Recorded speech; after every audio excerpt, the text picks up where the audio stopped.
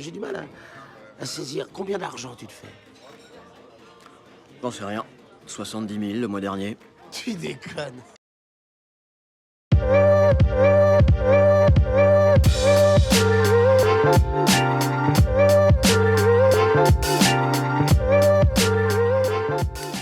Et bonsoir à tous, bienvenue sur la chaîne de l'Examen Crypto. Nous sommes le mardi 13 août 2024, il est 18h20. On va faire un point sur la crypto CKB, le Nervos Network. C'est une crypto que j'analyse très régulièrement dans le club d'Exarocket, mais là je me suis dit ça fait un moment que je ne l'avais pas analysé de façon publique, donc justement c'est le cas. Allez, installez-vous confortablement et on démarre cette vidéo. Mais avant tout, je rappelle bien sûr que tout ce que je vais dire dans cette vidéo n'est en aucun cas un conseil financier, c'est à vous de faire vos propres recherches et n'oubliez pas que le trading de crypto comporte des risques de perte partielle ou majeure. Alors, on démarre bien sûr avec une vue long terme pour savoir ce qui pourrait se passer dans le long terme sur la crypto CKB. Et qu'est-ce qu'on voit premièrement? Eh bien, malheureusement, on voit qu'on est toujours baissier. Et oui, c'est inutile de se dire c'est bon, on va avoir une remontada, c'est to the moon, c'est une crypto qui va faire un x20. Non, non, c'est faux. Je ne sais pas qui vous a mis ça dans la tête pour le moment, mais en tout cas, pour l'instant, la crypto est toujours dans une configuration baissière. Alors, configuration baissière, on va voir que effectivement c'est relatif. Il faut bien évidemment prendre en compte ce qui se passe depuis le mois d'avril 2024 où on fait que chuter, mais on va prendre un peu de recul et on va aussi regarder par rapport à beaucoup plus, beaucoup plus tôt dans le passé. Bref, là en tout cas, ce qu'on est en train de voir, c'est que on avait trouvé tout de même une zone de support importante ici, à 0,007004, on est venu toucher ce support et rebondir dessus.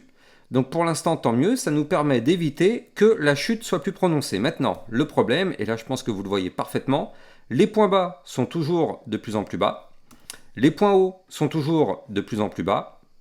Traduction, la tendance est et reste baissière pour le moment. Tant que nous n'arrivons pas à récupérer à minima ce point haut qui est ici, c'est même pas la peine d'espérer quoi que ce soit, nous sommes toujours dans une tendance baissière. Donc là, pour inverser la vapeur, par rapport au niveau clé sur lequel on se trouve actuellement, il faudrait qu'on arrive à faire un plus 55% pour commencer à parler de début de hausse. Je ne sais pas si vous vous rendez compte. Plus 55% pour commencer à parler d'un début de hausse. Tous les plus débutants qui ne comprennent pas encore ça vont se dire 55%, ça y est, c'est to the moon, alors qu'en fait, c'est faux. On a besoin de 55% de pump pour juste casser la tendance baissière. Même pas partir en bull run, juste casser la tendance baissière, comprenez bien ça. Maintenant, il faut bien sûr comprendre aussi que là, du côté du RSI, on est toujours clairement dans une zone de survente.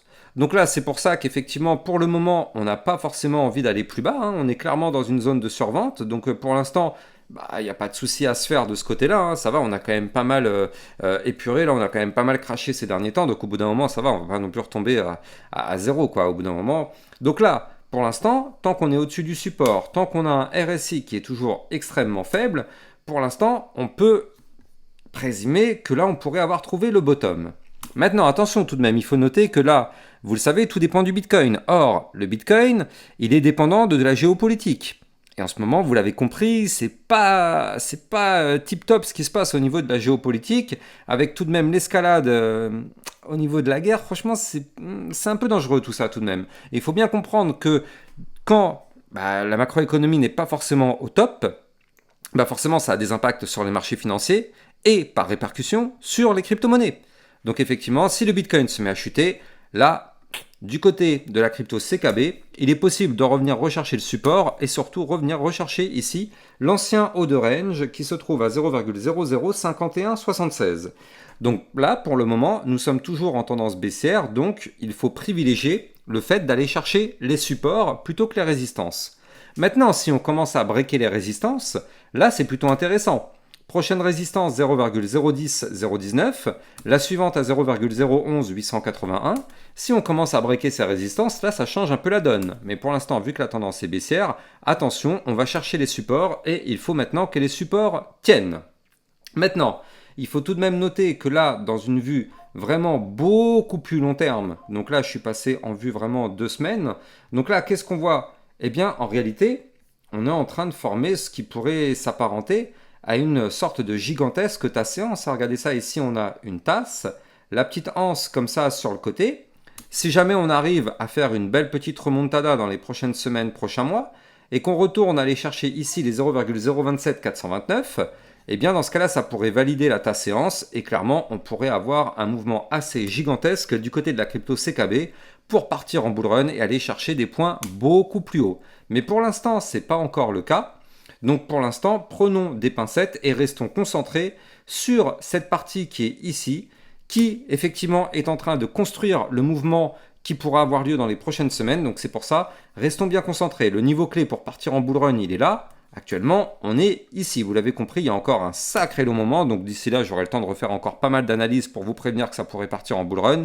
Mais on n'y est pas encore. Par contre, il faut tout de même noter que on pourrait avoir quelque chose d'intéressant dans les prochains jours. Avant de continuer, je rappelle que si vous voulez trader cette crypto, vous pouvez utiliser mon lien de parrainage Binance que vous allez trouver en description de cette vidéo, qui est un lien qui vous permet de trader sur une plateforme validée en France, c'est-à-dire qu'il n'y a pas de risque de fermeture comme malheureusement ça a été le cas pour Bybit. Vous avez le lien en description de cette vidéo.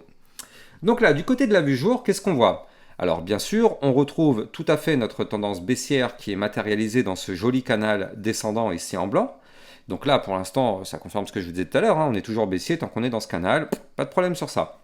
Maintenant, là, on est en train de former ici une petite tasse séance tout de même, il faut le noter. On a une tasse ici, la petite anse sur le côté. Il faudrait qu'on arrive à breaker en vue jour le niveau clé qui se trouve ici. Donc, le niveau clé, il est à 0,008713.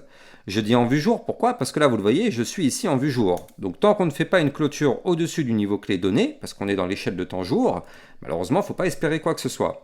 Néanmoins, si on arrive à valider cette tasse séance, alors dans ce cas-là, ça pourrait être sympa, parce qu'on pourrait avoir potentiellement une petite remontada, tout de même, il faut le noter. On a un mouvement à plus 27% qui est en cours de construction. Donc là, cette tasse séance, c'est une tasse séance à plus 27%. Si on valide, c'est-à-dire que si on clôture une journée au-dessus du niveau clé que je vous ai donné, effectivement, on pourrait avoir une poussée, mais attention, n'oubliez pas le fonctionnement du trading. Quand on casse un niveau clé, eh bien, on revient le retester. Donc là, supposons qu'on casse par le haut, on reviendra retester ce niveau clé. Donc ne crions pas victoire si on a une cassure par le haut, parce que juste au-dessus de la tête, on a le bas de l'ancien range à 0,009309, ici vous le voyez. Donc si jamais on casse la tasse séance par le haut, c'est bon signe, c'est vrai, mais on risque de se retrouver rejeté par le bas de l'ancien range et faire le pullback, c'est-à-dire retester la cassure. Et si cette cassure tient, alors effectivement, là, pourquoi pas, on pourrait remonter.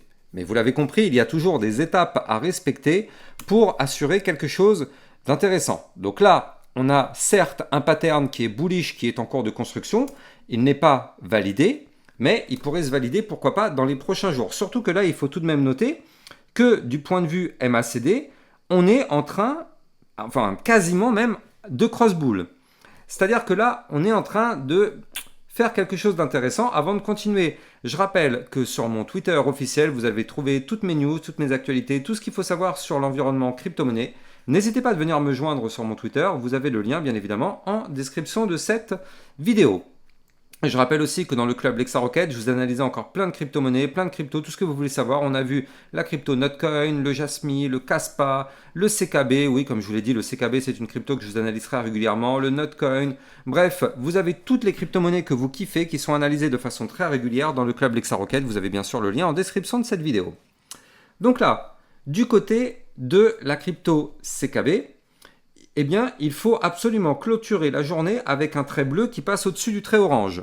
Ça nous permettrait de former un cross-bull, et ça, vous le savez, à partir du moment où on forme un cross-bull, alors ça nous permettrait d'avoir un momentum qui serait potentiellement repris par les acheteurs. Là, pour l'instant, c'est toujours malheureusement les bears qui sont dans le contrôle, même s'ils sont peut-être en train de perdre ce momentum, mais on n'est peut-être pas loin de le récupérer, donc ça va être très intéressant de surveiller dans les prochains jours. Voilà, je vous souhaite à tous de passer une excellente fin de journée, n'oubliez pas de vous abonner à la chaîne YouTube si ce n'est pas déjà le cas, likez, commentez, partagez, et je vous dis à demain matin à 8 h pour une vidéo sur le Bitcoin. Ciao, ciao.